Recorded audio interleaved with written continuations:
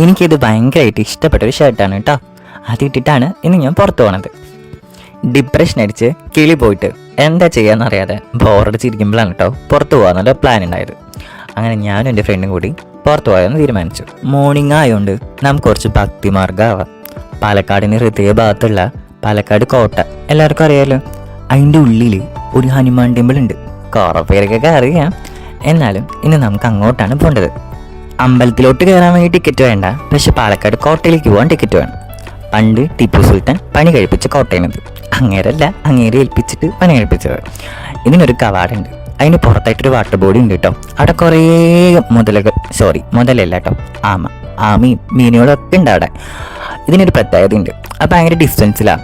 ആ ഒരു water body താണ്ടി കിടക്കാൻ ടിപ്പുവിൻ്റെ കുതിരകൾക്ക് മാത്രമേ പറ്റുള്ളൂ. യുദ്ധം പ്രഖ്യാപിച്ചു വരുന്ന എനിമികൾക്ക് ഇതൊരു വല്ലാത്ത ടാസ്ക് ആയിരുന്നു.